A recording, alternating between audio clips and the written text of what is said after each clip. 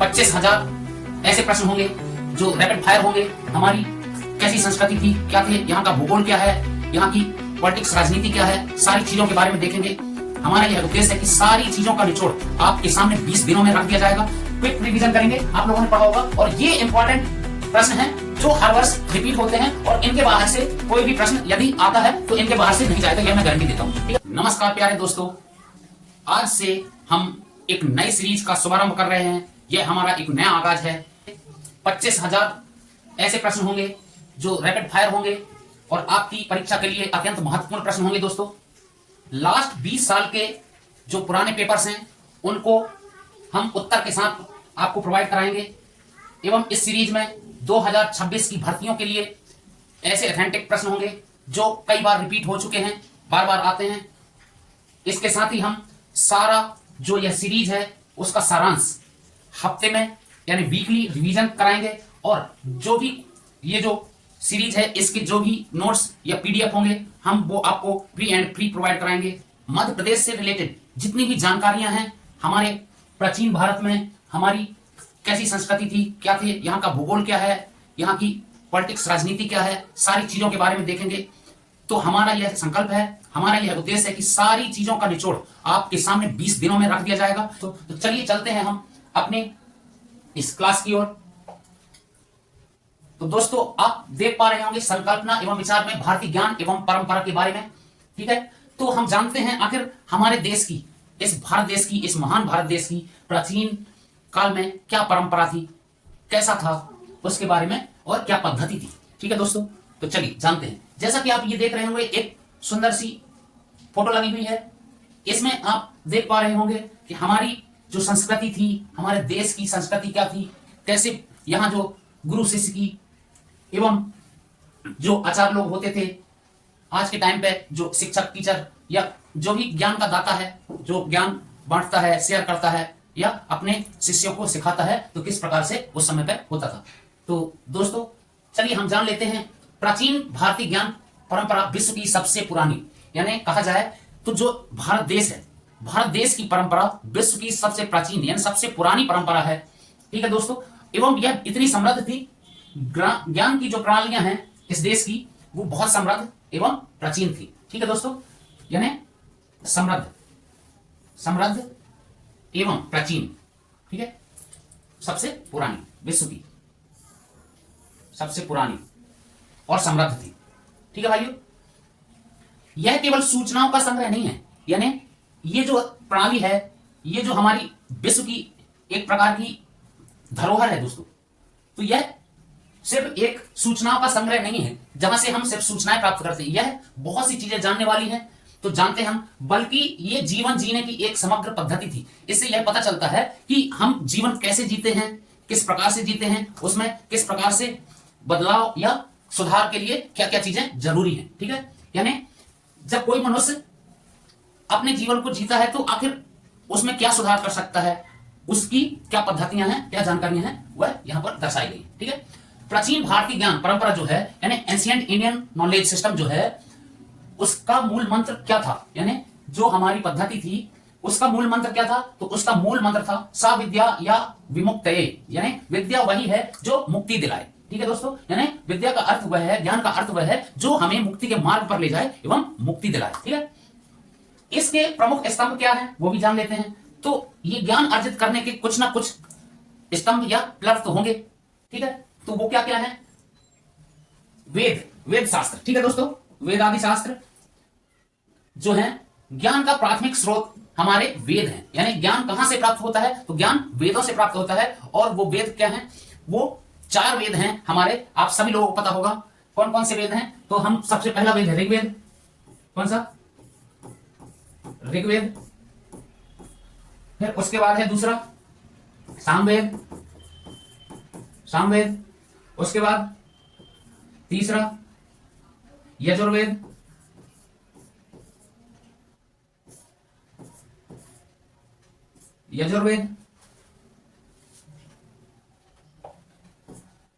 और उसके बाद चौथा है अथर्ववेद। ठीक है दोस्तों, हमारे ये प्रमुख 4 वेद हैं। अब इनमें सबसे पुराना यानी सबसे प्राचीन वेद कौन सा है? ऋग्वेद। ठीक है, ऋग्वेद है सबसे प्राचीन वेद। तो आप लोगों को पता होना चाहिए सबसे प्राचीन या सबसे पुराना वेद जो है कौन सा है? ऋग्वेद है। ठीक है, चलिए पहला है ऋग्वेद, सामवेद, यजुर्वेद और अथर्ववेद।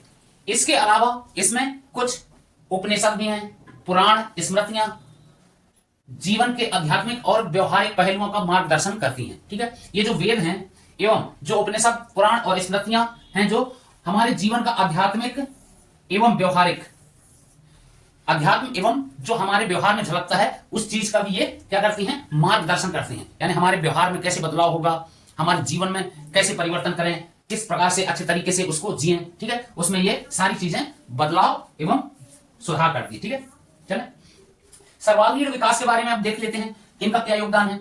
तो इसमें केवल आध्यात्मिक ही नहीं बल्कि जैसा कि हमने देखा इसमें कि आध्यात्मिक एवं व्यवहारिकता की बात की गई है, तो इसमें उसके अलावा भी बहुत सी चीजें हैं जो इसके अलावा भी हैं। तो क्या है वो? जैसे विज्ञान के बारे में, गणित के बारे में। अब गणित के बारे में जैसे आप जानते होंगे कि शून्य एवं दशमलव प्रणाली का भी उपयोग किया गया है। तो ये शून्य का आविष्कार किसने किया? तो ये भी आपको जानना जरूरी है ना? शून्य का आविष्कार किसने किया? आप लोग कमेंट में बताइएगा, फिर मैं बता दूंगा आपको। ठीक है, चलिए कमेंट बॉक्स में आप कमेंट करिए कि शून्य का आविष्कार किसने किया था। ठीक है, आप लोगों को पता होगा।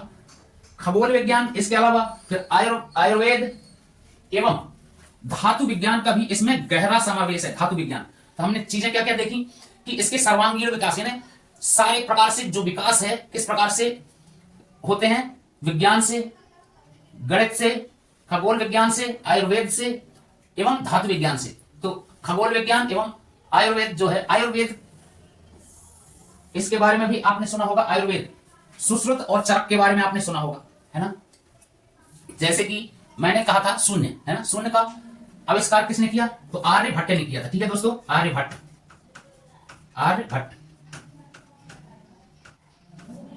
और इसी प्रकार से इसकी आयुर्वेद के बारे में तो सुश्रुत और चरक जी ने। ठीक है, इसमें ये जो चीजें सारी मैंने बताई, गणित, विज्ञान, खगोल विज्ञान, आयुर्वेद, धातु विज्ञान, तो इसमें सारा समावेश है। ठीक है, चलें आगे।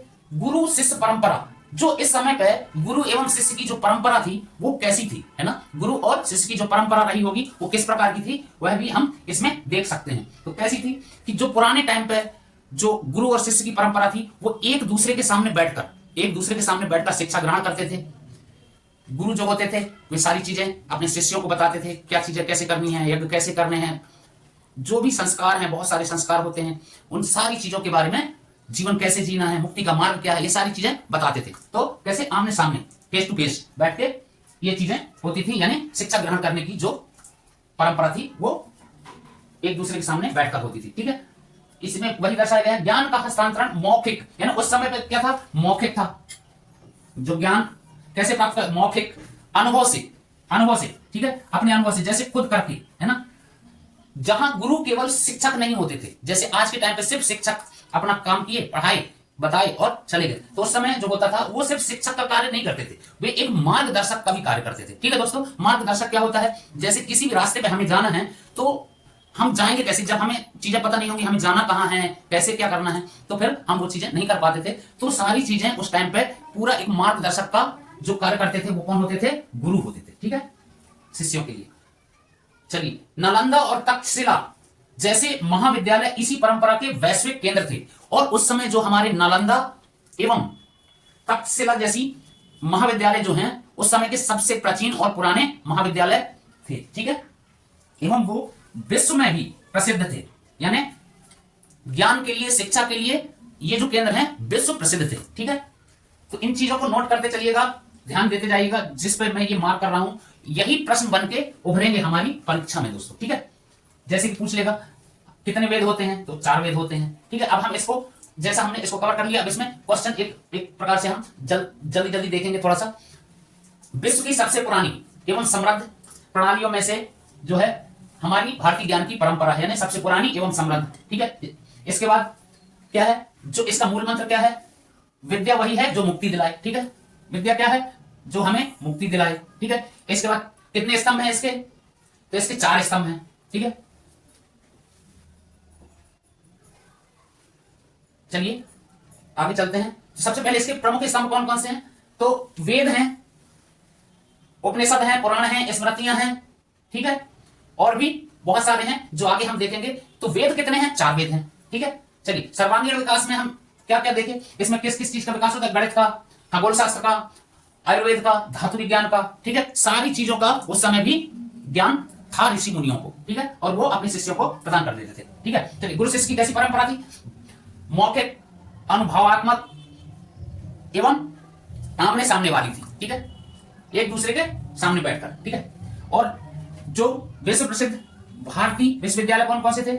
नालंदा और तक्षशिला, ठीक है। प्रकृति के साथ समन्वय, प्रकृति उस समय की जो शिक्षा थी, प्रकृति के साथ कैसे समन्वय रखना है, कैसे तालमेल रखना है, यह भी सिखाती थी, ठीक है दोस्तों। जिस प्रकार से आज के टाइम पे वृक्षों की कटाई चल रही है, उत्खनन चल रहा है, जिससे संतुलन बिगड़ रहा है, बहुत सारी ऐसी चीजें हैं, पॉलीथीन हो गया, जो हमारे बहुत सारी गाड़ियां चल रही हैं, धुआं बहुत सारा निकल रहा है, फैक्ट्रियां हैं, तो ये सब वातावरण को प्रदूषित कर रहे हैं, तो संतुलन प्रकृति का बिगड़ रहा है। तो उस समय भी इन सारी चीजों को कैसे संरक्षित करना है, कैसे सुधार करना है प्रकृति में। प्रकृति क्या है? हम उसके मालिक नहीं है, सिर्फ हम उसका एक छोटा सा हिस्सा है, यह समझकर हमें अपना जीवन जीना है, ठीक है। चलिए इसके बाद हम चलते हैं भारतवर्ष की संकल्पना जो है उसके बारे में, कि आखिर भारतवर्ष जो है उसका नाम कैसे पड़ा, भारत कहां से कहां तक फैला हुआ है, ठीक है, उस चीज के बारे में हम जानेंगे, ठीक है। तो हम देखेंगे भारतवर्ष केवल एक भौगोलिक क्षेत्र को नहीं, बल्कि एक सांस्कृतिक और आध्यात्मिक एकता को दर्शाता है। सांस्कृतिक यानी हमारे देश की संस्कृति क्या है, हमारे देश का अध्यात्म क्या है, उस चीज को भी दर्शाता है, ठीक है दोस्तों। यानी हम सिर्फ यह नहीं कह सकते कि जो हमारा एरिया है, जो भारत देश का, सिर्फ वह उस चीज को नहीं दर्शाता, वो सारे ब्रह्मांड में हमारी जो ये धरती है उसमें जितने भी देश हैं, जितना भी भूभाग है ना, उस चीज को भारतवर्ष का एक ही ये था उद्देश्य था कि सारा जो ये पृथ्वी है, यहां सारे लोग जो रहते हैं एक परिवार की तरह है, ठीक है दोस्तों। चलिए हम आगे जानेंगे। तो आप लोगों ने देखा कि सांस्कृतिक और आध्यात्मिक एकता को दर्शाता है, यानी सभी लोग एक साथ मिलकर रहें, सद्भाव के साथ रहें, सारी एकता के साथ रहें, उस चीज को दर्शाता है, ठीक है। पौराणिक संदर्भ में यदि हम देखें तो विष्णु पुराण के अनुसार, यानी विष्णु पुराण में उत्तरम यत् समुद्रस्य हिमांद्रश्चैव दक्षिणम वर्ष तद भारतम नाम भारती यत्र संतति, ठीक है दोस्तों। इसका अर्थ क्या हुआ? इसका अर्थ यह है कि वह भूमि जो समुद्र के उत्तर की ओर, यानी समुद्र के उत्तर की ओर और हिमालय के दक्षिण की ओर स्थित है, यानी हमारा प्यारा सा भारत देश जो है इस प्रकार से है, यहां पर इस प्रकार से आप लोग मैं सिर्फ ये इस प्रकार से, तो यहां पर जो हमारा हिमालय है ना, ये इस प्रकार से जो हमारा हिमालय है, ये यहां पर समंदर है हमारा, यानी जो ये पूरा भूभाग है, जो हिमालय से लेकर ऊपर हिमालय है, हिमालय से लेकर ये समुद्र के ऊपरी ओर, ये जो सारा भूभाग है, ये पूरा, ये जो पूरा भूभाग दिख रहा है, ये सारा भारत देश का हिस्सा है। यानी इसको एक छोटी सी परिभाषा में परिभाषित किया गया है, ठीक है, कि हिमालय के दक्षिण ओर एवं समुद्र के उत्तरी ओर का सारा भूभाग भारत देश है, ठीक है। चलिए अब इनके नामों के बारे में भी देख लेते हैं। यानी यहां पर जो संस्कृत में लिखा हुआ है, इसका अर्थ यही था कि समुद्र के उत्तर की ओर एवं हिमालय से दक्षिण की ओर सारा भूभाग भारतवर्ष है। नाम की उत्पत्ति के बारे में देख लेते हैं। तो नाम की उत्पत्ति राजा भरत है ना, राजा भरत थे जो दुष्यंत एवं शकुंतला के पुत्र थे, ठीक है दोस्तों। जो राजा भरत कौन थे? दुष्यंत एवं शकुंतला देवी जो थी उनके पुत्र थे, ठीक है। एवं प्रथम जैन तीर्थंकर के पुत्र भी, उनका नाम भी भरत था, ठीक है। एवं एक और भरत का नाम आपने सुना होगा, जो भगवान श्री राम जो त्रेता युग में थे उनके छोटे भाई जो थे, या ये कहें कि जो दशरथ जी थे उस राज्य के राजा, उनके पुत्र त्रेता युग में दशरथ जी थे, उनके पुत्र का नाम भी भरत था। तो इन सबके नाम पर भारत देश का नाम इन लोगों के नाम के कारण ही पड़ा है, ठीक है। चलिए आगे चलते हैं। सांस्कृतिक एकता के बारे में बात करें तो हिमालय से कन्याकुमारी तक, यानी हिमालय से लेकर कन्याकुमारी तक, या गांधार जो है, पुराना गांधार नाम किसका था? अफगानिस्तान का।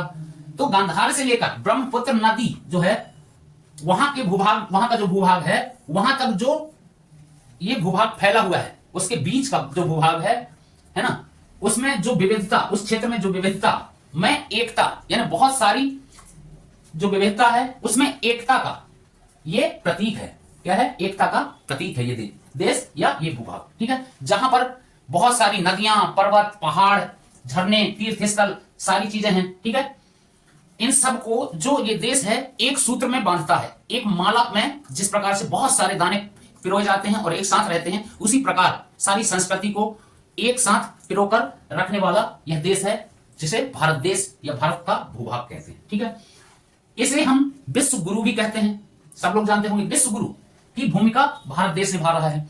किस कारण से? क्योंकि वसुधैव कुटुंबकम, वसुधैव कुटुंबकम, यानी हमारे इस देश का एक ही उद्देश्य है कि ये सारी जो वसुंधरा है, वसुंधरा मतलब धरती, सारी धरती एक ही कुटुंब, एक ही परिवार है। ठीक है दोस्तों, पूरी धरती एक परिवार है। ठीक है, और सर्वे भवन्तु सुखिना, यानी सभी लोग सुखी रहें, सभी लोग सुखी रहें, इस नारा के साथ समझें। या हमारे देश का यही नारा है कि सर्वे भवन्तु सुखिना, सभी लोग सुखी रहें। ठीक है दोस्तों, विश्व में यही बातें, यही चीजें हमें विश्व गुरु बनाता है। ठीक है, चलो इसके मुख्य बिंदु देख लेते हैं। गणित के बारे में यदि बात करें तो गणित में मैंने जैसे बताया था शून्य, है ना, शून्य, जो शून्य है उसका आविष्कार आर्यभट्ट जी ने किया था।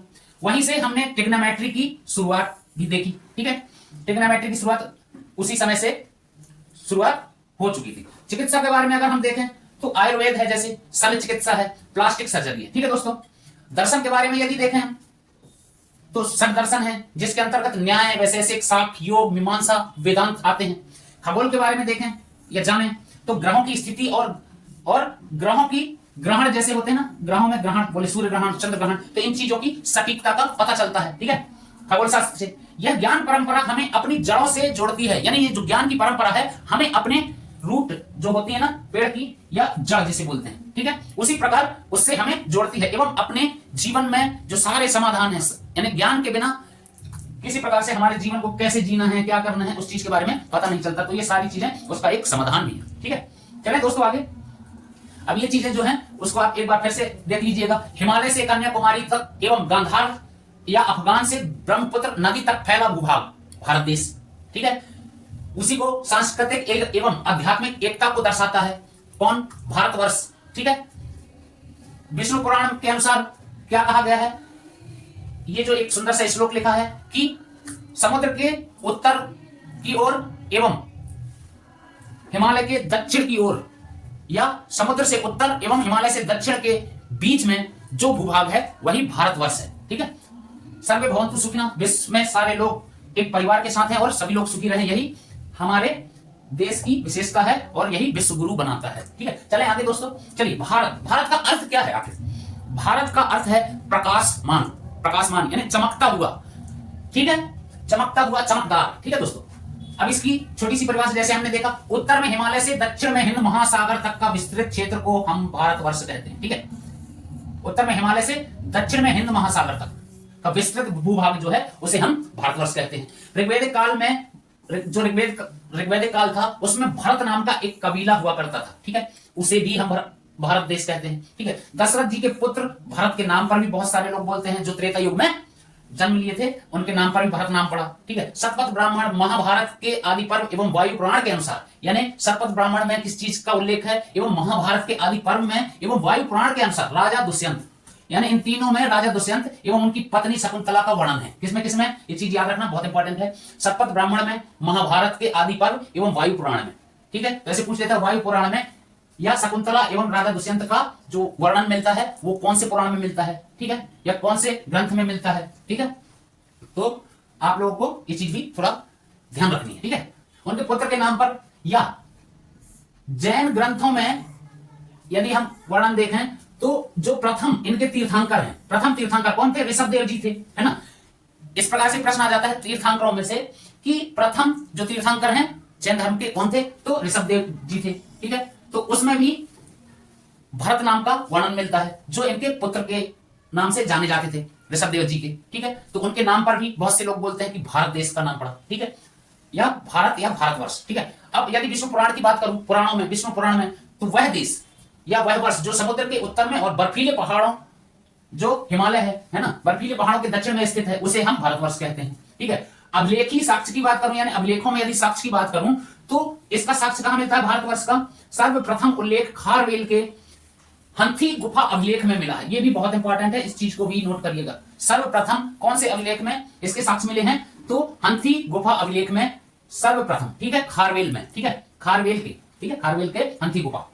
चलिए, साहित्यिक साक्ष्य, भारतवर्ष का एक प्रदेश के रूप में सर्वप्रथम उल्लेख, यदि हम साहित्य के बारे में देखें तो साहित्य में कहां पर इसका वर्णन है? पाणिनि जी के जो पुस्तक है अष्टाध्यायी पुस्तक किसने लिखी थी?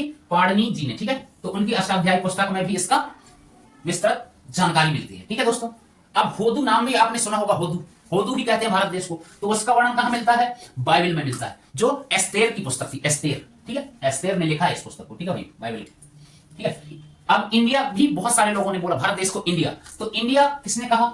सिंधु नदी क्षेत्र में जो लोग रहते थे उन लोगों ने भारत देश को इंडिया कहा, ठीक है, और वो कौन से लोग थे? यूनानी लोग थे, ठीक है, यूनानी या ग्रीक, ठीक है। अब इसमें इन्हीं में हेरोडोटस का नाम आता है, जिन्हें इतिहास या हिस्ट्री का पिता कहा जाता है, ठीक है, हेरोडोटस, ये भी बहुत इंपॉर्टेंट नाम है, हेरोडोटस, ठीक है, जिन्हें इतिहास का पिता कहा जाता है। सर्वप्रथम सिंधु क्षेत्र को इन्होंने इंडिया कहा था, ठीक है, इंडिया किसने कहा था? हेरोडोटस ने, जो कि इतिहास के पिता कहलाते हैं, ठीक है। चलिए, मेगास्थनीज के नाम, मेगास्थनीज जो है उनका नाम भी सुना होगा, उनकी एक पुस्तक है इंडिका, ठीक है, मेगास्थनीज की पुस्तक इंडिका, उसमें इन्होंने संपूर्ण भारतीय उपमहाद्वीप के लिए इंडिया शब्द का प्रयोग किया है, ठीक है।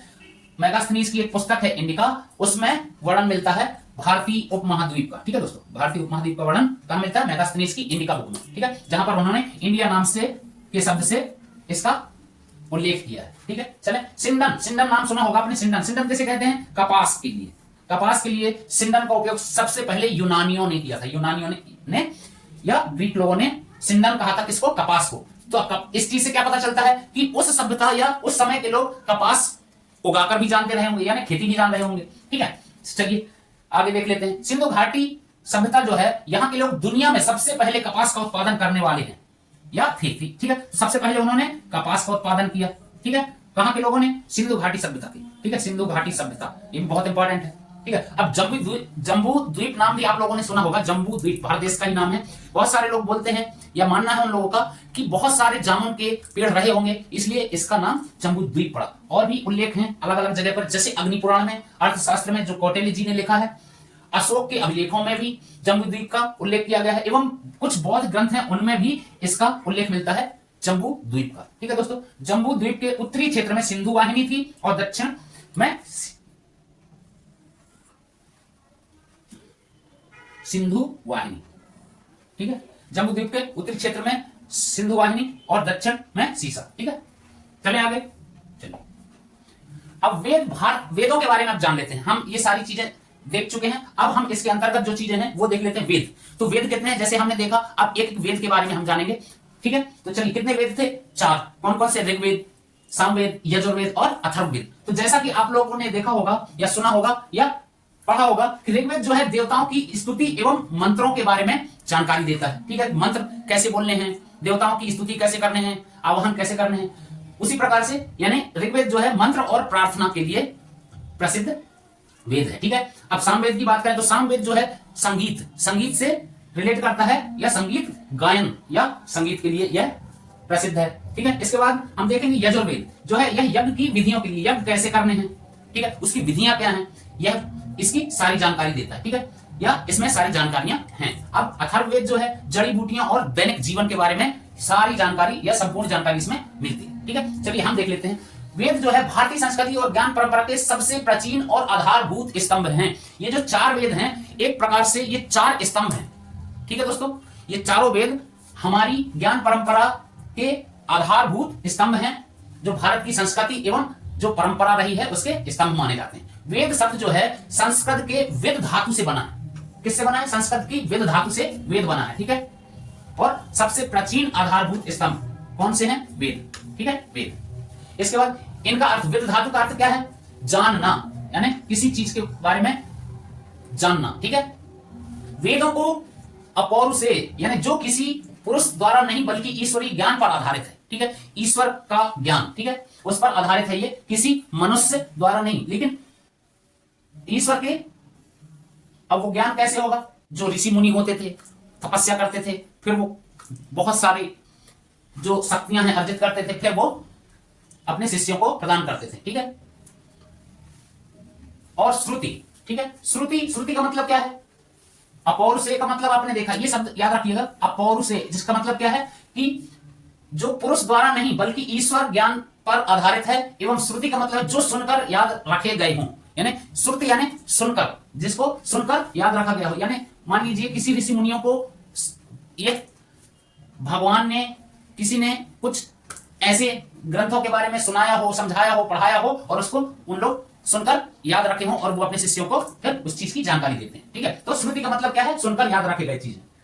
ठीक है, इसके बाद हम देखेंगे महर्षि कृष्णद्वैपायन जी का नाम आपने सुना होगा, है ना। इन्होंने वेदों को 4 स्तंभों में यानी 4 भागों में विभाजित किया था। ठीक है, किसने? महर्षि कृष्णद्वैपायन जी ने, इसीलिए इनका नाम वेद व्यास पड़ा। ठीक है, वेद व्यास पड़ा।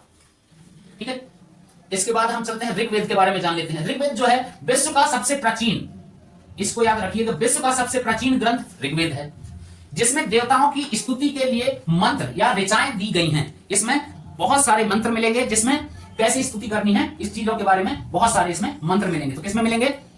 ऋग्वेद में। अब इसके बारे में और भी चीजें जान लेते हैं। इसमें 10 मंडल होते हैं, ऋग्वेद में 10 मंडल होते हैं, 1028 सूक्त होते हैं, 10,580 ऋचाएं होती हैं। ये बहुत ही इंपॉर्टेंट चीजें हैं, इनको नोट कर लीजिएगा या ध्यान रखिएगा। ठीक है, मुख्य तत्व क्या है इसमें? गायत्री मंत्र है ना, गायत्री मंत्र आपने सुना होगा, गायत्री मंत्र आप लोगों को याद भी होगा। ठीक है, गायत्री मंत्र जो है ऋग्वेद के 3रे मंडल से लिया गया है। ठीक है, 3रे मंडल से याद रखना, गायत्री मंत्र कौन से मंडल से लिया गया है या कौन से वेद से लिया गया है? तो ऋग्वेद से लिया गया है, 3रे मंडल से लिया गया है ना। अब ऋग्वेद में क्या है? चिकित्सा, खगोल विज्ञान और प्रकृति पूजा का वर्णन है, यानी इन सब की पूजा के बारे में। ठीक है, इसमें वर्णन है कि ये पूजनीय है। ठीक है, सामवेद के बारे में हम जान लेते हैं। सामवेद क्या है? भारतीय संगीत का जनक माना जाता है। इस प्रकार से प्रश्न हो सकता है, भारतीय संगीत का जनक कौन से वेद को? तो सामवेद को माना जाता है। साम का अर्थ क्या है? गान। साम का अर्थ क्या है? गान या गाना। ठीक है, इसकी विशेषता क्या है? ऋग्वेद की ही ऋचाओं को गाना है। जो ऋग्वेद की जो ऋचाएं हैं उनको गाकर यदि गाया जाए, उसी को हम क्या बोलते हैं? सामवेद, यानी गाकर बताया जाए या संकलित किया जाए। ठीक है, गाकर किसी भी चीज को संकलित किया जाए या बयान किया जाए, उसे ही हम सामवेद कहते हैं, यानी जो ऋचाएं हैं उनको गाया जाता है। ठीक है, इसके बाद यजुर्वेद में आते हैं हम। यह वेद मुख्य रूप से यज्ञों एवं कर्म कांडों से संबंधित है। कर्म कांड यानी हमारे कर्म कैसे होना चाहिए, यज्ञ कैसे करने हैं, उस चीज से यह रिलेट करता है। ठीक है दोस्तों, यजुर्वेद। इसके बाद शैली, यह एकमात्र ऐसा वेद है जो गद्य एवं पद्य दोनों में लिखा गया है। तो यह भी बहुत इंपॉर्टेंट है कि ऐसा कौन सा वेद है जो गद्य एवं पद्य दोनों में लिखा गया है। ठीक है, तो यजुर्वेद वह है। ठीक है, इसके बाद इसके भाग देख लेते हैं, वेद के भाग। ठीक है, सॉरी, इसके यजुर्वेद के भाग। तो यजुर्वेद के भाग हैं, पहला है शुक्ल यजुर्वेद, कृष्ण यजुर्वेद। इसमें यज्ञ करने की विधियां और नियमों का विस्तृत वर्णन है, यानी जो शुक्ल एवं कृष्ण यजुर्वेद हैं इनमें बहुत डीपली तरीके से, बहुत अच्छे तरीके से यज्ञ करने की विधियों को समझाया गया है। ठीक है, इसके बाद आता है अथर्ववेद। यह सबसे बाद का यानी सबसे अंतिम ग्रंथ है या अंतिम वेद है। ठीक है, यह सबसे बाद का यानी सब वेदों के बाद इसकी रचना हुई। ठीक है, इसकी रचना किसने की थी? अथर्व ऋषि ने, अथर्व ऋषि। ठीक है, तो यह भी पूछ सकता है अथर्ववेद की रचना किसने की? तो अथर्व से पता चल जाएगा, अथर्वा ऋषि। ठीक है, अथर्व से अथर्वा ऋषि ने इनकी रचना की, तो इसका नाम अथर्ववेद हो गया। इसमें किस चीज का वर्णन मिलता है? तो इसमें आयुर्वेद, जड़ी बूटियां, समाज शास्त्र, जादू टोना, शांति और रोग का निवारण के बारे में सारी जानकारियां हैं। ठीक है, जड़ी बूटियों के बारे में, समाज शास्त्र, जादू टोना, शांति और रोग का निवारण। ठीक है, और आयुर्वेद। ठीक है दोस्तों, चले आगे। इसे ब्रह्मवेद भी कहते हैं, यह भी बहुत इंपॉर्टेंट है। ब्रह्मवेद किस वेद को कहते हैं? तो अथर्ववेद को ब्रह्मवेद कहते हैं, क्योंकि इसमें लौकिक जीवन और आध्यात्मिक ज्ञान का मिश्रण है।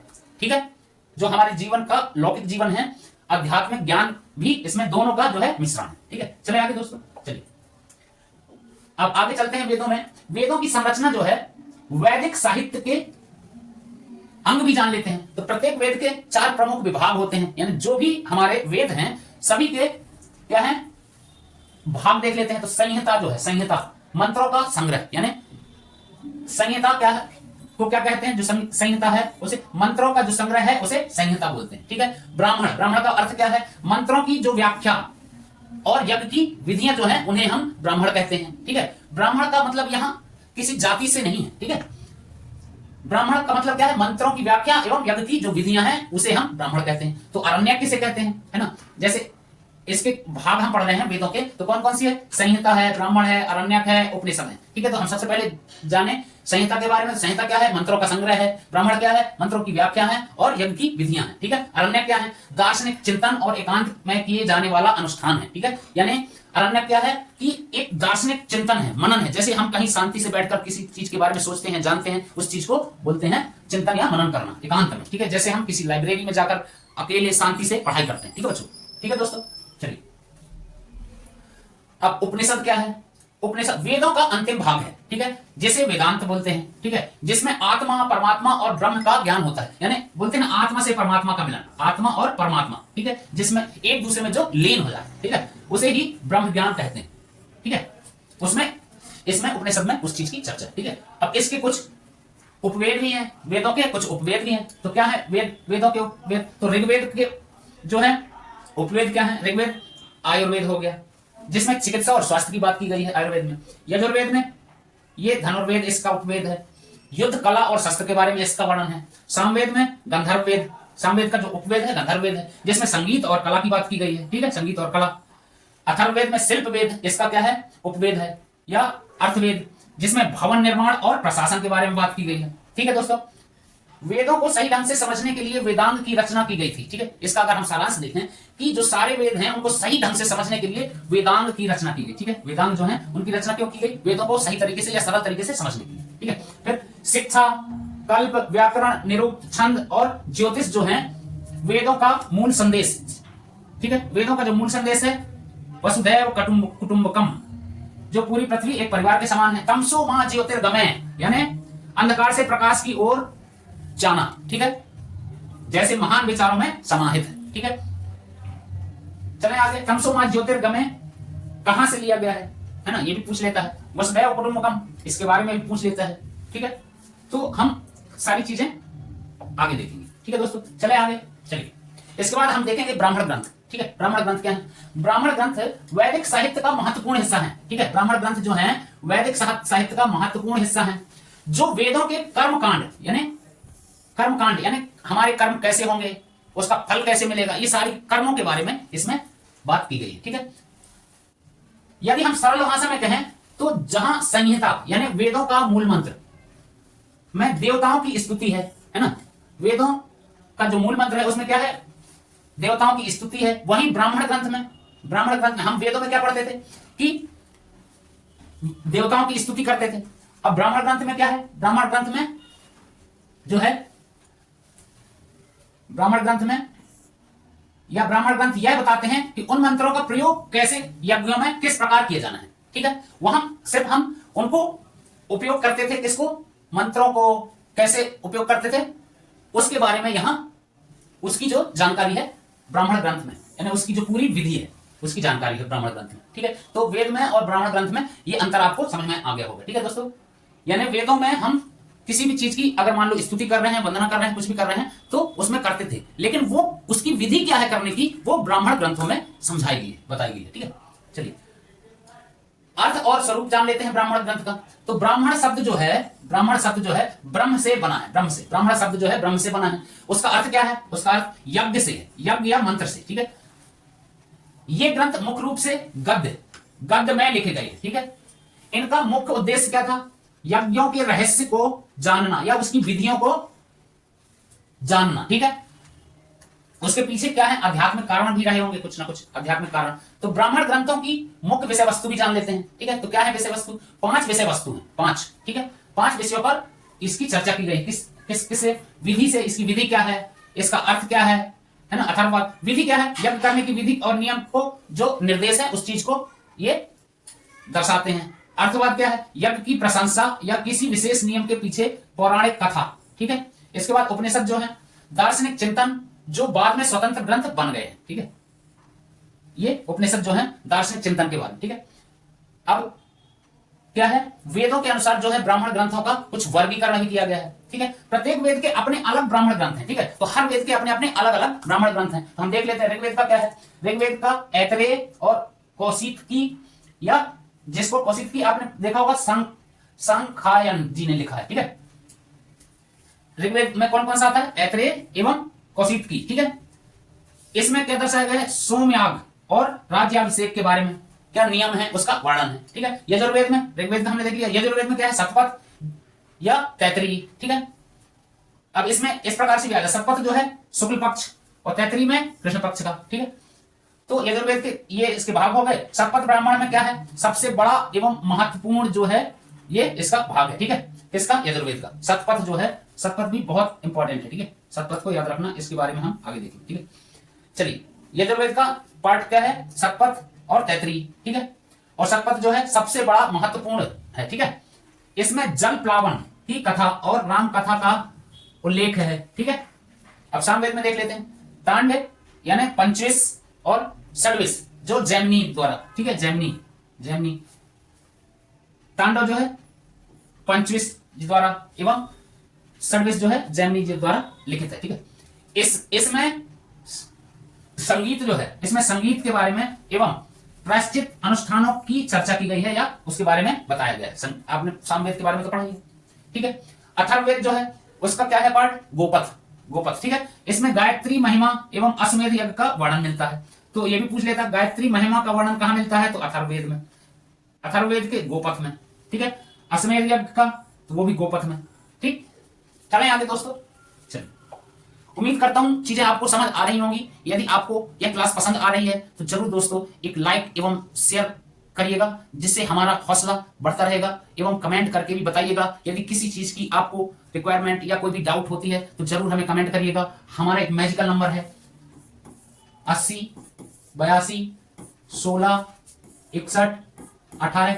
इस पर भी आप व्हाट्सएप मैसेज के थ्रू आप अपनी क्वेश्चन या क्वेरी कर सकते हैं। ठीक है दोस्तों, चलिए आगे बढ़ते हैं। ब्राह्मण ग्रंथ जो है, शतपथ ब्राह्मण है उसका जो पार्ट, उसमें हम कुछ महत्वपूर्ण जानकारियां देखते हैं। तो शतपथ ब्राह्मण जो है सबसे महत्वपूर्ण ग्रंथ है। ठीक है, क्या है? सबसे महत्वपूर्ण ग्रंथ। यजुर्वेद का शतपथ ब्राह्मण साहित्य में सर्वोच्च स्थान रखता है, सबसे ऊंचा, सर्वोच्च यानी सबसे ऊंचा स्थान। ठीक है, यजुर्वेद में, किसमें? यजुर्वेद में सर्वोच्च यानी सबसे ऊंचा जो है ब्राह्मण कौन सा है? शतपथ। ठीक है, यजुर्वेद का सबसे बड़ा या ऊंचा। ठीक है, इसमें 100 अध्याय हैं। कितने अध्याय हैं? शतपथ में 100 अध्याय हैं। और इसमें कृषि, वाणिज्य, समाज की संरचना के बारे में विस्तृत जानकारी मिलती है। ठीक है, इसमें विदेह माधव की कथा है। विदेह माधव की कथा किसमें है? तो यजुर्वेद के शतपथ में है, जो उत्तर भारत में आर्य संस्कृति, उत्तर भारत में आर्य संस्कृति के प्रसार को दर्शाती है। ठीक है, अब ब्राह्मण ग्रंथों का ऐतिहासिक एवं मानसिक महत्व देख लेते हैं।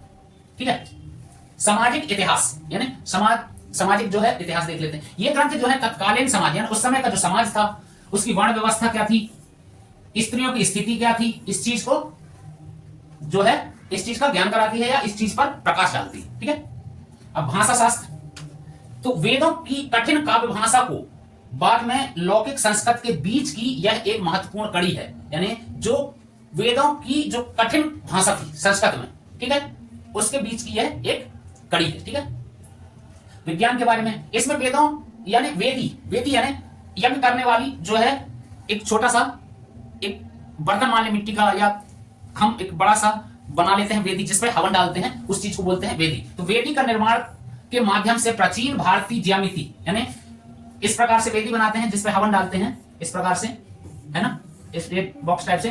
तो इसी से ज्यामिति का आविष्कार हुआ। ठीक है बंधु, ये इस प्रकार से ऐसे यज्ञ जलते हैं, जैसे ये बना हुआ है वेदी, ये आप देख रहे होंगे, ये है ना। तो इसी से ही, इसी डायमेंशन से आप देख पा रहे होंगे पूरा ज्यामिति का शुरुआत हुआ या गणित का आरंभ हुआ, गणित की ज्यामिति का। ठीक है दोस्तों, यानी कुछ ना कुछ डायमेंशन रहे होंगे, कुछ सोच समझ के तभी तो उसको बराबर एक्यूरेट करके बनाया होगा। तो उसी समय से इस चीज का जो है, इस चीज की शुरुआत हुई ज्योमेट्री की। ठीक है, या ज्यामिति, गणित का प्रारंभिक सूत्र। ठीक है।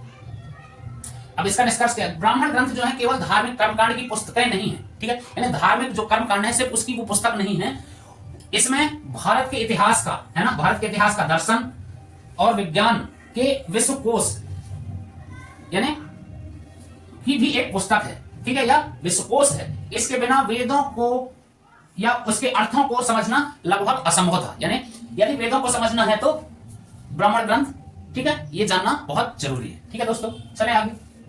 चलिए अब ब्राह्मण ग्रंथों में कुछ चीजें और जान लेते हैं। हमने जैसे जाना कर्म और व्यवस्था का मार्ग किसमें मिलता है? ब्राह्मण ग्रंथ में, ठीक है, ये जान लिया। ब्राह्मण का अर्थ हमने जाना ब्रह्म या यज्ञ की व्यवस्था करने वाला ग्रंथ, जिसे ब्राह्मण ग्रंथ कहते हैं। संहिता वेदों का मंत्र, ठीक है।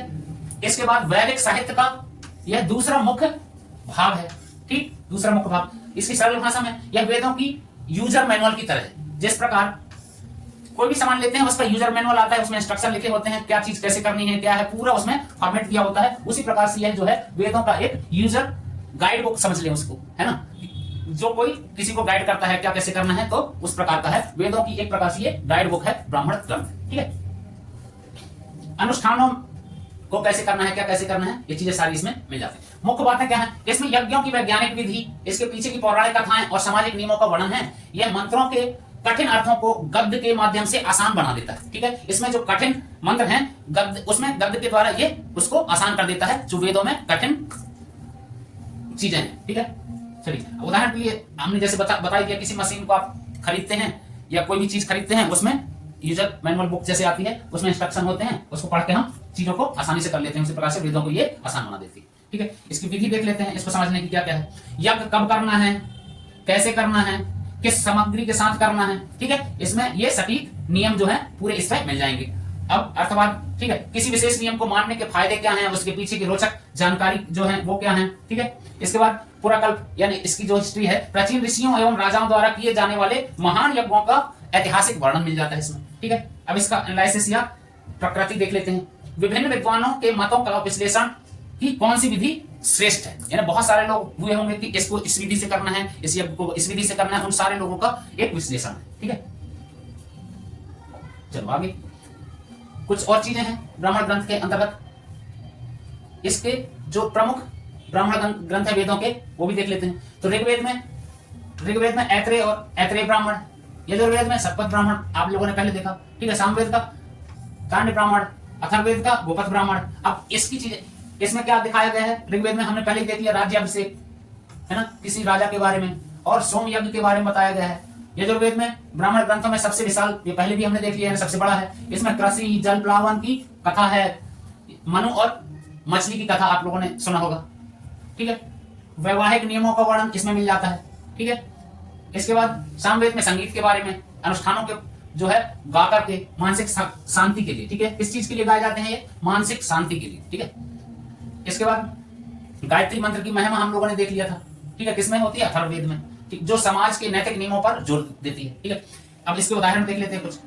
यह एक चलिए ये तो उदाहरण आप लोगों ने समझ लिया है। अब चलिए ब्राह्मण ग्रंथ जो है नियम और विधियां, अरण्यक जो है प्रतीक और एकांत चिंतन, ठीक है। उपनिषद जो है आत्मा और सत्य का ज्ञान। सुदर्शन चक्र आपने सुना होगा, यह समय और न्याय का एक प्रतीक है, ठीक है, जो धर्म से रिलेट करता है। सच की रक्षा, इसका मतलब भी अब जान लेते हैं, ठीक है। यज्ञ करना, ये जो ब्राह्मण ग्रंथ जो है काम करने की गाइड बुक के समान है, ठीक है। ये आपको आसानी से समझने के लिए है, यानी जो ब्राह्मण ग्रंथ है काम करने की गाइड बुक जैसे है, कैसे करना है उसके सारे इंस्ट्रक्शन इसमें मिल जाएंगे, ठीक है। अरण्यक जो है वो क्या करते हैं?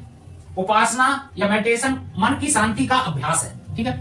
उपनिषद जो है जीवन का असली विज्ञान समझाते हैं, ठीक है। जीवन जो है एक विज्ञान है, ठीक है, असली विज्ञान। सुदर्शन चक्र क्या दर्शाता है? सच की रक्षा करने वाला एक अस्त्र के बारे में, यह एक प्रकार का संकेतक है, ठीक है। चलिए आगे दोस्तों, चलिए अब आते हैं हम अरण्यक की ओर। अरण्यक क्या है? तो यह चिंतन एवं मनन का प्रतीकवाद का मार्ग है, चिंतन का एक प्रतीक है, ठीक है। यानी चिंतन मनन कैसे करते हैं किसी भी चीज के बारे में, जब हम शांति से सोचते हैं, वह है ये अरण्यक, ठीक है। ये ग्रंथ उन ऋषियों के लिए थे जो जंगलों में रहकर ध्यान करते थे, यानी कहा जाता है कि अरण्यक का शब्द क्या है? अरण्यक मतलब जंगल, वन, ठीक है।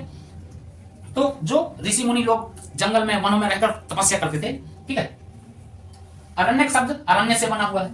अरण्यक जो है, अरण्य अरण्य से बना हुआ है, जिसका अर्थ क्या होता है, वन या जंगल। ठीक है, अरण्य का शब्द का अर्थ भी लिखने के लिए आ जाता है। ठीक है, इस चीज को भी थोड़ा ध्यान रखिए। जो ग्रंथ ब्राह्मण, ये जो ग्रंथ है ब्राह्मण ग्रंथ एवं उपनिषदों के बीच का एक ब्रिज है, ब्रिज या सेतु है। सेतु यानी अरण्यक जो है ब्राह्मण ग्रंथ और उपनिषद के बीच का पार्ट है, जैसे ब्रिज की तरह यानी पुल की तरह यह काम करता है। ठीक है, सरल भाषा में यह वेदों का वह भाग है जिसका अध्ययन एकांत में किया जाता है। इसका यानी शांति के लिए वनों में जाते थे ऋषि मुनि लोग, तपस्या करते थे, अपना मनन चिंतन करते थे और शक्तियां प्राप्त करते थे। ठीक है, चलिए मुख्य बातें देख लेते हैं। इसमें बाहरी दिखावे या बड़े यज्ञों की बजाय मानसिक यज्ञ, यानी कोई दिखावा नहीं, सारी चीजों को छोड़कर मानसिक संतुलन बनाते थे, मन की सुख शांति के लिए जो चीजें करते थे। दार्शनिक विचारों पर जोर दिया गया है इसमें। ठीक है, कर्मकांड और ज्ञान के बीच का पुल, कर्मकांड एवं ज्ञान के बीच का पुल, यानी वही जो बताया था उससे पहले ब्राह्मण ग्रंथ और उपनिषद में क्या होता था। ठीक है, तो इस प्रकार इसमें भी यानी या तो ये कहें ब्राह्मण ग्रंथ या और उपनिषद के बीच का सेतु, या डायरेक्टली हम ऐसे भी कह सकते हैं कर्मकांड और ज्ञान के बीच का ये एक सेतु का काम करते थे। ठीक है, उदाहरण जैसे मान लीजिए एक नॉर्मल सा एक उदाहरण है, जैसे मान लीजिए आप कभी शांत बैठकर कोई स्टडी करते हैं, तो स्टडी कैसे करते हैं हम, जब तक मन शांत नहीं होगा हम अकेले कमरे पे जाकर बैठ जाते हैं जहां कोई डिस्टर्ब ना करे, कोई फालतू के साउंड ना आए, है ना, तो मन शांत होगा तभी हम अपनी पढ़ाई कर सकते हैं। उसी प्रकार से ये लोग क्या करते हैं, जब मन शांत, जहां शांत वातावरण होगा, ठीक है, उसी प्रकार से उन लोग कोई यज्ञ आहुति या कुछ भी काम करना होता था तो वनों में चले जाते थे। ठीक है, ये जिस प्रकार से हम एक प्रकार से ये भी देख सकते हैं, तो इसका उदाहरण कैसे हो सकता है, जो अरण्यक है ना, एक प्रकार से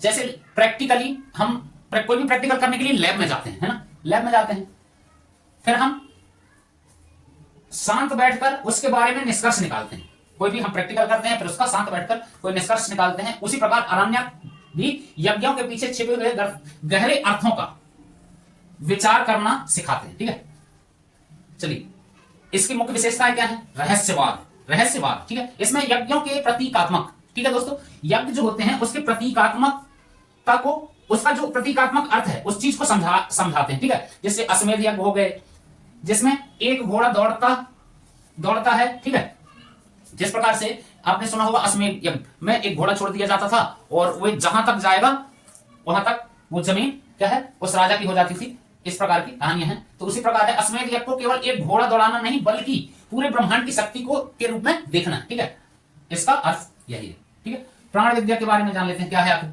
इसमें प्राण यानी लाइफ फोर्स और इंद्रियों के महत्व पर विशेष चर्चा की गई है। यानी जो प्राण है हमारी, जो आत्मा, जैसे बोलते हैं ना किसी के प्राण निकल गए तो फिर वो डेड बॉडी ही बचती है उसके पास। ठीक है, तो उसमें क्या है, और उसकी इंद्रियां जो है ना, यानी मन यदि कहीं आउट हो जाए तो सारी इंद्रियां जो है मन ही कंट्रोल करता है। जिसने मन को कंट्रोल कर लिया उसने अपनी इंद्रियों पर विजय पा लिया। ठीक है, इसका विशेष जो चर्चा इसमें की गई है प्राण विद्या। वानप्रस्थ आश्रम, वान यानी वन प्रस्थान करते थे, जैसे पुराने बच्चे जो थे, या इस ग्रंथ में मुख्य रूप से उन लोगों के लिए जो गृहस्थ जीवन को छोड़कर वानप्रस्थ या रिटायरमेंट जैसे कोई ले लेता है ना, उस प्रकार से जो अपनी सारी क्या बोलते हैं मोह माया छोड़कर वनों की ओर प्रस्थान कर जाते थे, उस चीज से इसका मतलब है। ठीक है, वानप्रस्थ का। ठीक है दोस्तों, चलें आगे। चलिए अब और आगे देखते हैं। वेदों के अनुसार मुख्य जो अरण्यक हैं वो कौन कौन से हैं। तो ऋग्वेद में ऐतरेय अरण्यक है, संखायन अरण्यक है। ऋग्वेद में कौन सा है, ऐतरेय अरण्यक, संखायन अरण्यक। ठीक है, यजुर्वेद में बृहदारण्यक, सबसे प्रसिद्ध और विशाल अरण्यक है। ठीक है, यजुर्वेद का। ठीक है, तैतरेय अरण्यक। ठीक है, इसके बाद सामवेद का तौलकार अरण्यक। ठीक है, इसके बाद अथर्ववेद का। इस वेद का कोई पृथक यानी कोई स्वतंत्र अरण्यक नहीं है। ठीक है, अथर्ववेद में कोई भी अलग से कोई अरण्यक नहीं है इसमें। ठीक है, मान लीजिए एग्जाम से पहले रिवीजन के लिए हम जैसे नोट्स बनाते हैं ना, उसी प्रकार से ब्राह्मण ग्रंथ जब हम पढ़ते हैं, ब्राह्मण ग्रंथों को पढ़ते हैं तो अंत में शांत बैठकर महत्वपूर्ण कॉन्सेप्ट को समझते हैं ताकि उसका सार जो समरी है याद रहे, है ना। पढ़ते हैं ना, जब ब्राह्मण ग्रंथ को पढ़ते हैं तो उसका फिर जब पढ़े फिर वो शांति से बैठ के उसका क्या करते हैं, कॉन्सेप्ट को समझते हैं, जिससे कि उसका जो निचोड़ है, सार है, वो हमको याद रहे। उसी प्रकार अरण्यक भी वेदों का वही सार है, ठीक है, यानी सारी चीजों का, यानी वेदों का एक सार जो है वो क्या है, अरण्यक है, ठीक है, उसका निचोड़, वेदों का निचोड़ जो है अरण्यक ही है, ठीक है। अब इसमें देख लेते हैं, क्या देख लेते, ब्राह्मण ग्रंथ जो है उसमें यज्ञ और नियम सिखाता है, अरण्यक जो है प्रतीक और एकांत का चिंतन सिखाता है, उपनिषद जो है आत्मा और सत्य का ज्ञान कराता है, सुदर्शन जो है समय एवं न्याय के बारे में बतलाता है, ठीक है। इसमें क्या है, ब्राह्मण ग्रंथ में ये कर्म के बारे में है, अरण्यक चिंतन के बारे में है, उपनिषद जो है ज्ञान के बारे में है, और सुदर्शन चक्र जो है सच के बारे में है, धर्म के बारे में, ठीक है। चले दोस्तों आगे चलिए, अब आएंगे हम उपनिषद की ओर, ठीक है। उपनिषद क्या है, ज्ञान का मार्ग दिखाते हैं, यानी ज्ञान के मार्ग पर कैसे चलना है, ज्ञान कैसे अर्जित करना है, वो हम जानेंगे उपनिषद में। तो उपनिषद का अर्थ क्या है, गुरु के समीप बैठकर निष्ठा पूर्वक जो है ज्ञान प्राप्त करना, गुरु के सामने निष्ठापूर्ण होकर बैठना, निस्वार्थ भाव से बैठना, उसका अर्थ क्या है उपनिषद का, गुरु के समीप, यानी अपने जो गुरु हैं शिष्य उसके सामने पूरी निष्ठा के साथ बैठते थे, फिर ज्ञान अर्जित करते थे, ठीक है। वेदांत, और वेदांत का अर्थ क्या है, वेदांत यानी वेद जो है, बहुत सारे जो वेद हैं, यानी जितने भी वेद हैं उसमें उपनिषद जो है उसके जो भाग हैं, तो वेदांत भी कहते हैं, यानी इसको उपनिषद को वेदांत भी कहते हैं, ठीक है। वेदांत, उपनिषद को भी वेदांत कहते हैं, ठीक है। ये वेदों का अंतिम भाग है, यानी जो उपनिषद है वो आखिरी भाग है किसका, वेदों का, ठीक है। इसका सरल अर्थ अगर हम देखें तो क्या है, यह वेदों का आध्यात्मिक निचोड़ है, ठीक है। अध्यात्म मतलब आप जब देखेंगे वेदों में, जैसा हमने पहले देखा था कि सार है ना, पूरा एक निचोड़ है, तो यह वेदों का एक आध्यात्मिक निचोड़ है, ठीक है, अध्यात्म, ठीक है, उसका निचोड़, ठीक है। इसकी मुख्य बातें क्या है, इसमें आत्मा, परमात्मा, सृष्टि, जन्म, जीवन, सत्य के बारे में बताया गया है कि जो आत्मा है उसका परमात्मा से कैसे मिलन होगा, क्या करने से होगा, है ना, जो जन्म है, मृत्यु है, क्या सारी जानकारी इसमें हमको उपनिषद में मिलती है, यानी अध्यात्म का सारा ज्ञान, ठीक है।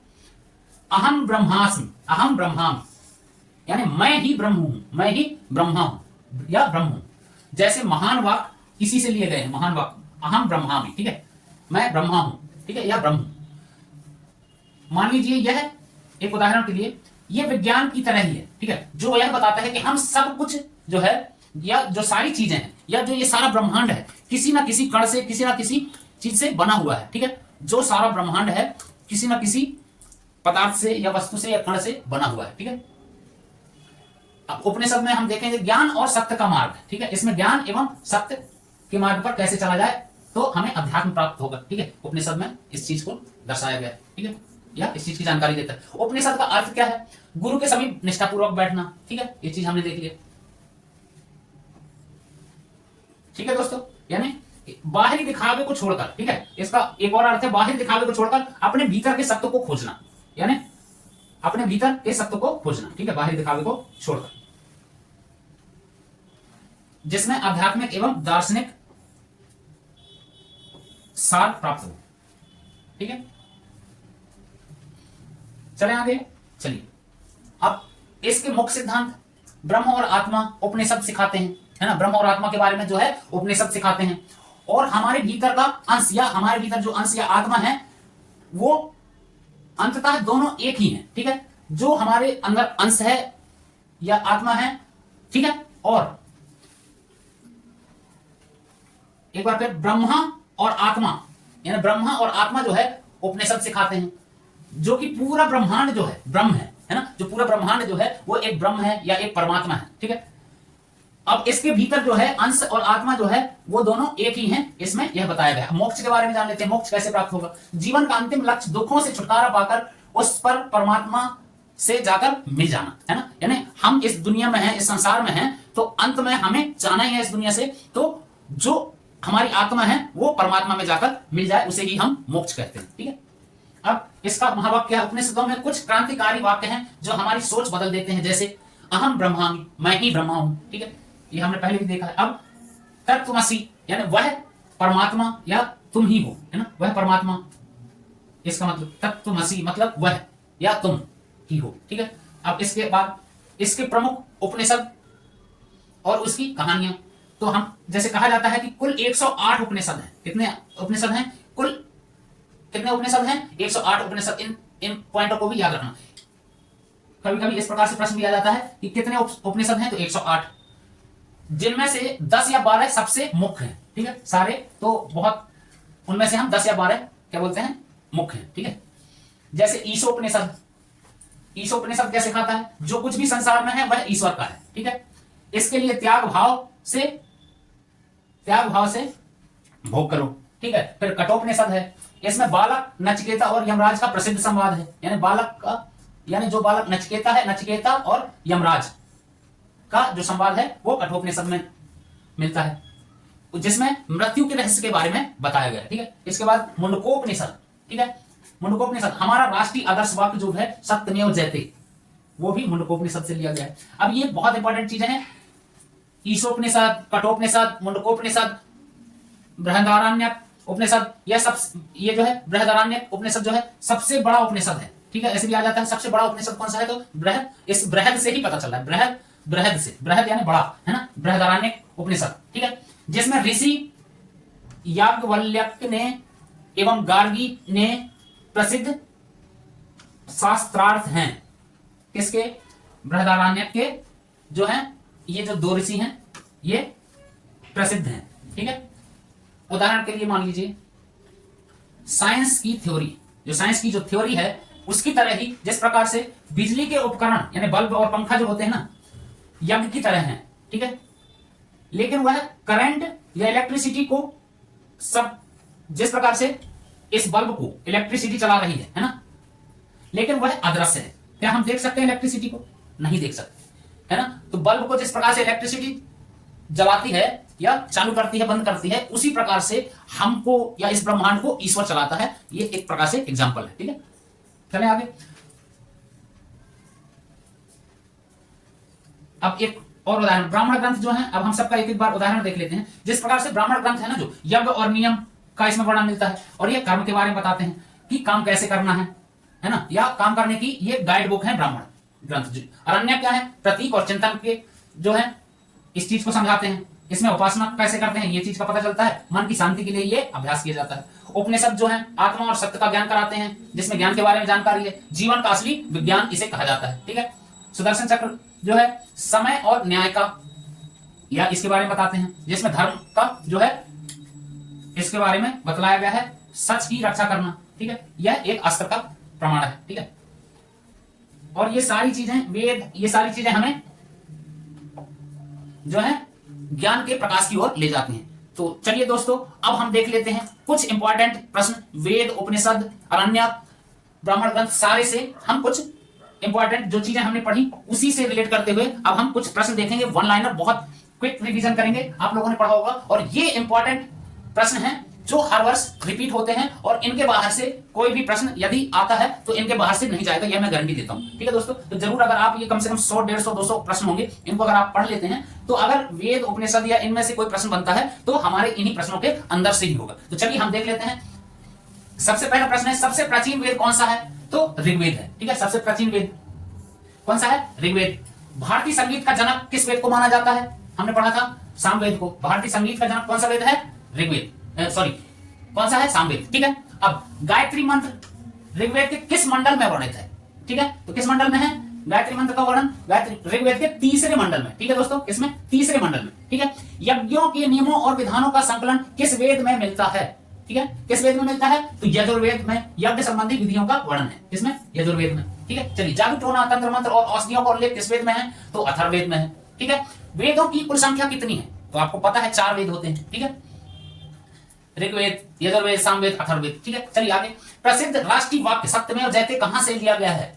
तो यह मुंडकोपनिषद से लिया गया है। ठीक है, ऋग्वेद में कुल कितने मंडल और सूक्त होते हैं? तो हमने पढ़ा था 10 मंडल और 1028 सूत्र होते हैं। ठीक है, इसके बाद गद्य और पद्य दोनों में रचित वेद कौन सा है? तो कौन सा है? यजुर्वेद, जो गद्य एवं पद्य दोनों में रचित है। ठीक है, चले आगे। वेदों को और किस नाम से जाना जाता है? तो अपौरुषेय और श्रुति नाम से जाना जाता है। बहुत इंपॉर्टेंट है, इस चीज को याद रखिए। अपौरुषेय एवं श्रुति के नाम से भी जाना जाता है। ठीक है, चले आगे। ऋग्वेद की, ठीक है दोस्तों, मैं इसको मार्क कर देता हूं, ये इंपॉर्टेंट है, सारी चीजें एक बार आप रिवाइज जरूर करिएगा, ठीक है। चलिए इसके बाद हम देखते हैं वेदों को और किस नाम से जाना जाता है, तो हमने देख लिया पौरुषेय और श्रुति के नाम से। ऋग्वेद की ऋचाओं को पढ़ने वाले ऋषि को क्या कहते हैं, तो क्या कहते हैं, पाठकर्ता को क्या बोलते हैं, होत्र बोलते हैं। क्या बोलते हैं, होत्र, ये भी इंपॉर्टेंट है, इसको याद रखना, होत्र या होता कहते हैं, ठीक है, जो पढ़ता है इसको, ठीक है, किसको, ऋग्वेद की ऋचाओं को। अब सामवेद की ऋचाओं का गायन करने वाले को क्या कहते हैं, तो जो गान करता है उसको क्या बोलते हैं, बताओ, उद्गात्र कहते हैं, क्या, उद्गात्र, ठीक है। इसके बाद आगे चलें, यजुर्वेद के मंत्रों को उच्चारण करने वाला ऋषि को क्या कहते हैं, पाठकर्ता, जो पाठ करता है यजुर्वेद का, तो क्या बोलते हैं, अध्यवर्यु बोलते हैं, अध्यवर्यु, अध्यवर्यु, ठीक है। इसी प्रकार ऋग्वेद का 9 मंडल किस देवता को समर्पित है, ऋग्वेद का जो 9 मंडल है किस देवता को, तो सोम देवता को, इस देवता को, सोम देवता को समर्पित है, ठीक है। इसके बाद वर्ण व्यवस्था का प्रथम उल्लेख ऋग्वेद के किस भाग में मिलता है, जो वर्ण व्यवस्था है उसकी जो व्याख्या है कौन से उसमें मिलती है आपको, कौन से भाग में, वर्ण व्यवस्था का उल्लेख जो है किसमें, कौन से भाग में मिलता है, 10वें मंडल के पुरुष सूक्त में मिलता है। इसमें पुरुष सूक्त बहुत इंपॉर्टेंट है, इसको याद रखिए, ठीक है, पुरुष सूक्त में, ठीक है, वर्ण व्यवस्था का उल्लेख। इसके बाद वेदों के शुद्ध उच्चारण के लिए किनकी रचना की गई, तो 6 वेदांगों की रचना की गई। किसकी, 6 वेदांग, कौन कौन से हैं वो 6 वेदांग, याद रखना, हम आगे पढ़ेंगे अगली क्लास में इन्हीं के बारे में, ठीक है, वेदांगों के बारे में, ठीक है। तो शिक्षा, कल्प, व्याकरण, निरुक्त, छंद और ज्योतिष, ठीक है। वैदिक काल में अघन्या यानी ना मारने योग्य शब्द किसके लिए प्रयुक्त था, अघन्या, ठीक है, अघन्या शब्द किस चीज के लिए, गाय के लिए, ठीक है, किस चीज के लिए प्रयोग किया गया दोस्तों, गाय के लिए, ठीक है। फिर अथर्ववेद की रचना किस ऋषि द्वारा की गई या मानी जाती है, तो अथर्व ऋषि, तो पता ही है, अथर्व ऋषि। पुराणों की कुल संख्या कितनी है, तो हमारे 18 पुराण हैं, ठीक है, अब सभी लोगों को पता हो। वेदों के अंतिम भाग यानी वेदांत को क्या कहा जाता है, तो उपनिषद कहा जाता है, अंतिम भाग को उपनिषद, ठीक है। चले आगे, चलिए अब हम देखते हैं ब्राह्मण ग्रंथ से कुछ प्रश्न। तो चलिए, ब्राह्मण ग्रंथ की मुख्य विषय वस्तु क्या है, तो यज्ञों की विधियां और उसके पीछे रहस्यों का व्याख्या, रहस्यों की व्याख्या। ब्राह्मण शब्द का अर्थ क्या है, ब्राह्मण शब्द का अर्थ तो ब्रह्म, यज्ञ का विस्तार से प्रतिपादन करने वाला यह ग्रंथ है, ठीक है। इसके बाद हम देखते हैं ब्राह्मण ग्रंथ मुख्य रूप से किस शैली में लिखे गए, बहुत इंपॉर्टेंट है, इसको याद रखना, गद्य शैली में, किसमें, गद्य शैली में, यह बहुत, और गद्य एवं पद्य में क्या लिखा गया है, ये चीज आप कमेंट करके बताइएगा, पढ़ा है आपने, ठीक है। आगे आएंगी चीजें। ऋग्वेद के 2 प्रमुख ब्राह्मण ग्रंथों के नाम, तो कौन से, ऐतरेय और ब्राह्मण, ऐतरेय ब्राह्मण और कौस्तिकी ब्राह्मण, ठीक है। इसके बाद किस ब्राह्मण ग्रंथ को पंचविश ब्राह्मण भी कहते हैं, पंचविश ब्राह्मण, ठीक है, तो सामवेद के तरण्य ब्राह्मण को, किसको, सामवेद के तरण्य ब्राह्मण को कहते हैं, ठीक है। इसके बाद शुक्ल यजुर्वेद का एकमात्र और सबसे महत्वपूर्ण ब्राह्मण कौन सा है, तो शतपथ ब्राह्मण है, ठीक है, यजुर्वेद का शुक्ल पक्ष के लिए, शुक्ल यजुर्वेद के लिए। और कृष्ण यजुर्वेद के लिए तैतरीय ब्राह्मण, शतपथ और तैतरी का दोनों का याद रखना, ठीक है, इसका शतपथ है और इसका तैतरी। अथर्ववेद का एकमात्र उपलब्ध ब्राह्मण ग्रंथ कौन सा है, तो गोपथ ब्राह्मण है, ठीक है, गोपथ ब्राह्मण। सुनासेब की कथा, ये भी इंपॉर्टेंट है, ये सारे प्रश्न बहुत इंपॉर्टेंट है, बहुत चुनकर लाए गए हैं, और प्रश्न इन्हीं में से अगर आएंगे तो इन्हीं में से बनेंगे, इससे बाहर नहीं बनेंगे, आप लोग देखिएगा, ठीक है। सुनासेब की कथा का वर्णन किस ब्राह्मण ग्रंथ से मिलता है, तो ऐतरेय ब्राह्मण से। इसके बाद सबसे प्राचीन और सबसे बड़ा ब्राह्मण ग्रंथ किसे माना जाता है, तो शतपथ ब्राह्मण को माना जाता है। जल प्लावन यानी मनु और मछली, जो मनु और मछली की प्रसिद्ध कथा किस ग्रंथ में है, तो शतपथ ब्राह्मण में है। राज्याभिषेक के नियमों का विस्तृत वर्णन ब्राह्मण ग्रंथ में मिलता है, ऐतरेय ब्राह्मण में, ठीक है, ऐतरेय ब्राह्मण में। विदेह माधव की कथा किस ब्राह्मण ग्रंथ में मिलती है, तो शतपथ ब्राह्मण में, ठीक है, जो आर्यों के पूर्व दिशा में प्रसार को दर्शाती है, ठीक है। इसके बाद चले आगे, विदेह माधव, ठीक है, ये तो पढ़ लिया हमने। चलो, पूर्व जन्म के सिद्धांत का पहली बार स्पष्ट उल्लेख कहां मिलता है, तो शतपथ ब्राह्मण में मिलता है, ठीक है दोस्तों। सामवेद के किस ब्राह्मण ग्रंथ में अद्भुत ब्राह्मण यानी प्राचीन आपदाओं का वर्णन जो है कहां शामिल है, तो षड्विश में, षड्विश ब्राह्मण में, ठीक है, ये भी इंपॉर्टेंट है, षड्विश, ठीक।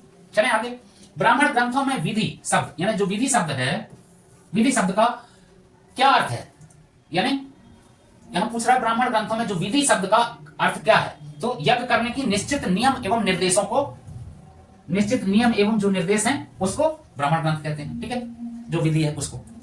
फिर गायत्री मंत्र की विस्तृत व्याख्या किस ब्राह्मण ग्रंथ में मिलती है, तो गोपथ ब्राह्मण, ठीक है, इसमें याद रखना, ये भी बहुत इंपॉर्टेंट, गायत्री मंत्र से रिलेट करके एक प्रश्न जरूर आ जाता है, ठीक है। कुरु और पांचाल विदेशों की सांस्कृतिक श्रेष्ठता का वर्णन किस में है, तो शतपथ ब्राह्मण में है, ठीक है। चलिए, यज्ञों को अत्यंत श्रेष्ठ कर्म किस साहित्य में बताया गया है? तो ब्राह्मण ग्रंथ में बताया गया। चले आगे दोस्तों, चलिए अब अरण्यक से कुछ सवाल देख लेते हैं या प्रश्न देख लेते हैं, ठीक है। अरण्यक शब्द की उत्पत्ति किस शब्द से हुई है? तो वन, है ना, जंगल या वन से, ठीक है। इसके बाद अरण्यक ग्रंथों का मुख्य विषय क्या है? तो यज्ञों के पीछे छिपे आध्यात्मिक एवं दार्शनिक रहस्य को जानना या उसकी व्याख्या, ठीक है।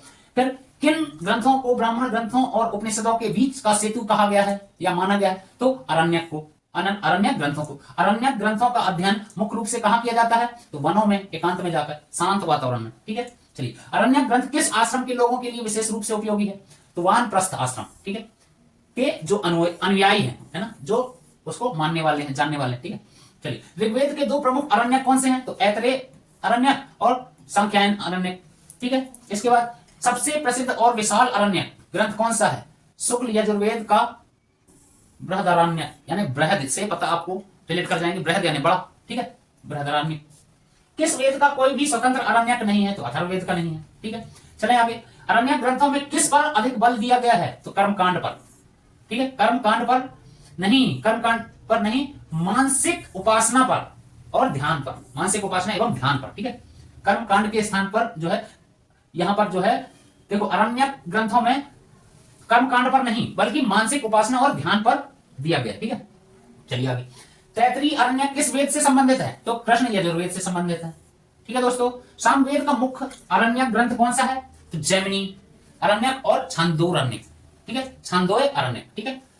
चले आगे, प्राण विद्या जो है, प्राण विद्या यानी जीवन शक्ति का ज्ञान जो है, का विस्तृत वर्णन कहां मिलता है? तो अरण्यक ग्रंथों में मिलता है। कहां मिलता है? अरण्यक ग्रंथ जो है उसमें प्राण शक्ति या प्राण विद्या, ठीक है। अरण्यक ग्रंथों की रचना का मुख्य उद्देश्य क्या था? यानी मार्ग दिखाना, उन लोगों को मार्ग दिखाना जो संसार छोड़कर ईश्वरीय चिंतन में लीन होना चाहते हैं, ठीक है, यानी संसार का मोह त्याग कर ईश्वर के चिंतन में जो लीन होना चाहते हैं, ठीक है। मैत्रायणी अरण्यक किस वेद का हिस्सा है? तो कृष्ण यजुर्वेद का हिस्सा है, ठीक है। अरण्यक ग्रंथों में यज्ञ को किस रूप में देखा जाता है या देखा गया है? तो यह एक प्रतीक के रूप में या प्रतीकात्मक यज्ञ के रूप में देखा जाता है। अरण्यक ग्रंथों में यज्ञ को किस रूप में देखा जाता है? तो प्रतीक के रूप में, ठीक है। चलिए, दार्शनिक चिंतन की शुरुआत वैदिक साहित्य के किस भाग से मानी जाती है? तो अरण्यक साहित्य से मानी जाती है, ठीक है दोस्तों। चलें आगे, अब हमने जैसे देखा बृहदारण्यक का अर्थ क्या है, यानी बहुत विशाल या बहुत बड़ा, ठीक है। क्या अरण्यक ग्रंथों में भी कर्मकांडों के कड़े नियम हैं? नहीं है, ठीक है, नहीं है, क्योंकि इसमें नियमों के स्थान पर चिंतन और दर्शन को प्राथमिकता दी गई है, ठीक है।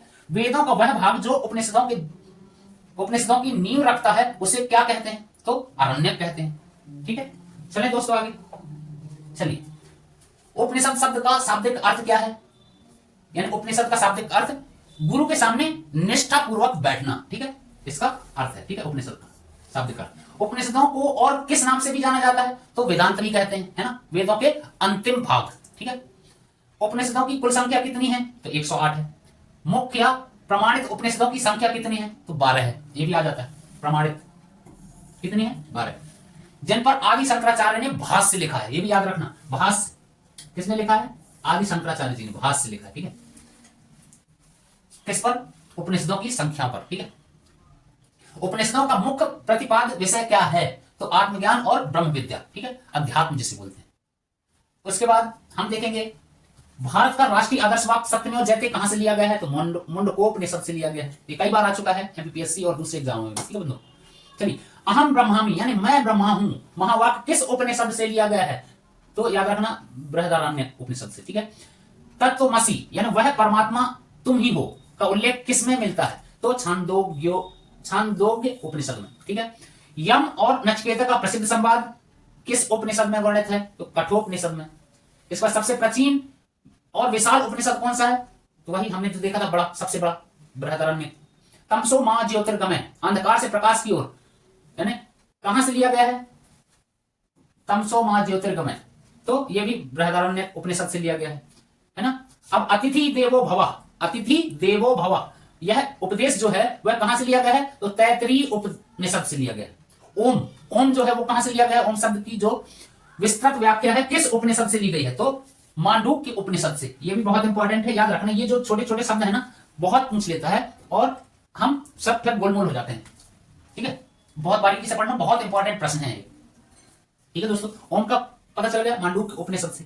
ठीक है, पुनर्जन्म का व्यवस्थित सिद्धांत पहली बार कहां मिलता है? तो कहां मिलता है? बृहदारण्यक और छांदोग्य उपनिषद में। ठीक है, सबसे छोटा उपनिषद कौन सा है?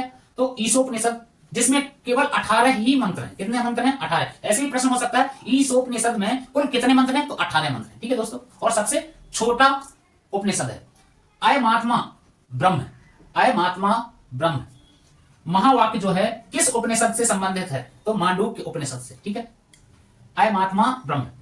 फिर सत्यकाम जवाल की कथा जो है अनव्याही मां के लांछन को चुनौती देती है, कहा गया है, वह कहां से लिया गया है? तो छांदोग्य उपनिषद से। ठीक है, फिर श्वेताश्वर उपनिषद में किस देवता की भक्ति पर बल दिया गया है?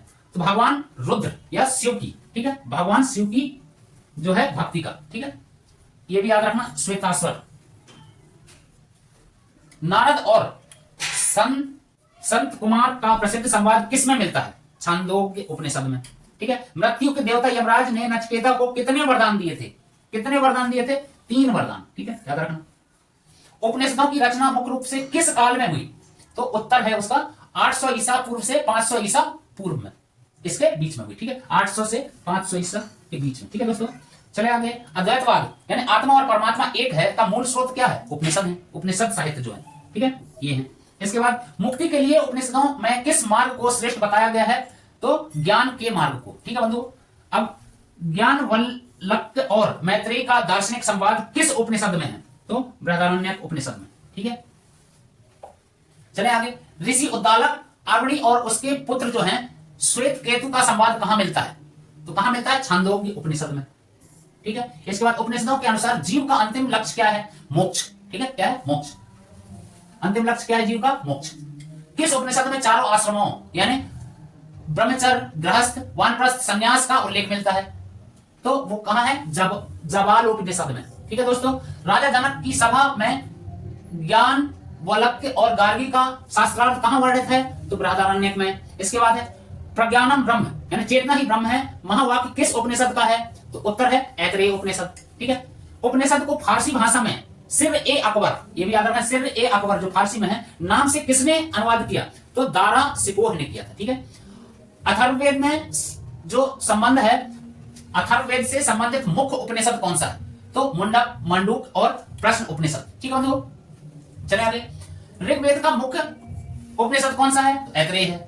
सामवेद से जुड़े प्रमुख उपनिषद कौन से हैं? तो कैन और छांदोग्य उपनिषद। ठीक है, कैन और छांदोग्य उपनिषद। ठीक है, यजुर्वेद जो है शुक्ल का सबसे प्रमुख उपनिषद कौन सा है? तो ईश और बृहदारण्यक उपनिषद।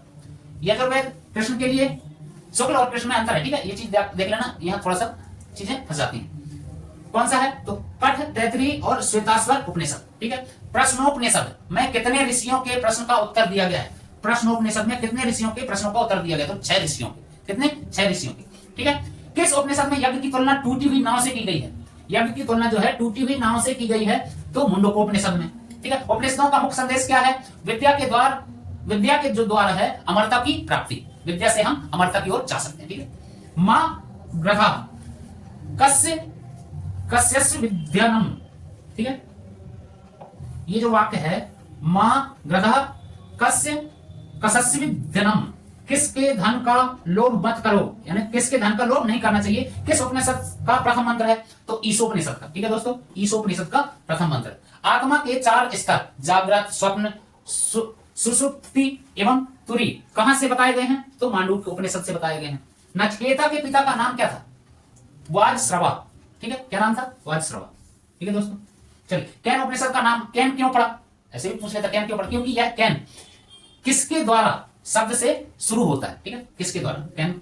ठीक है, उपनिषद दर्शन के अनुसार माया क्या है? माया क्या है? वह शक्ति जो सत्य को छिपाकर असत्य दिखाती है, उसे माया कहते हैं। ठीक है, छात्रों के दीक्षांत समारोह का उपदेश, अंतिम शिक्षा किसमें मिलता है? तो तैतरीय उपनिषद में मिलता है, शिक्षा वल्ली में। ठीक है, आगे चलते हैं हम। ब्रह्म के कितने रूप बताए गए हैं? तो 2 रूप बताए गए, सगुण और निर्गुण। कौन कौन से? सगुण एवं निर्गुण रूप बताए गए, निर्गुण। ठीक है, ब्रह्म के किस उपनिषद में आत्मा को एक रथ के रूप में समझाया गया है? तो कठोपनिषद में। उपनिषदों की भाषा क्या है? संस्कृत है। वैदिक और लौकिक के बीच। ठीक है, भारतीय दर्शन का मैग्ना कार्टा किसे कहते हैं, बहुत इंपॉर्टेंट। ठीक है दोस्तों, भारतीय दर्शन का मैग्ना कार्टा किसे कहते हैं, उपनिषदों को कहते हैं। ठीक है, इसके बाद क्या उपनिषद मूर्ति पूजा का समर्थन करते हैं, तो नहीं करते। ठीक है, वे निराकार ब्रह्म की मानसिक उपासना पर बल देते हैं। ठीक है, वेदों का मस्तिष्क किसे कहा जाता है, वेदों का जो मस्तिष्क है, ब्रेन है, वो किसे कहा जाता है, तो उपनिषदों को कहा जाता है, क्योंकि ये उच्चतम विचार प्रदान करते हैं। ठीक है दोस्तों, उम्मीद करता हूं दोस्तों ये प्रश्न आप लोगों को मील का पत्थर साबित होंगे। जरूर आपके प्रश्न यदि इन चैप्टर से बनते हैं तो जरूर इन प्रश्नों से बाहर नहीं होंगे। तो चलिए दोस्तों, मैं उम्मीद करता हूं आपको यह क्लास पसंद आई होगी। यदि पसंद आई है तो जरूर लाइक, शेयर एवं सब्सक्राइब करें। अगली क्लास में हम फिर मिलेंगे। ये जो चीजें लिखी हैं, स्मृतियां, ऋतसभा, महायज्ञ, कर्म का सिद्धांत, तीर्थंकर, बोधिसत्व के साथ। तब तक के लिए नमस्कार, जय हिंद, जय भारत दोस्तों।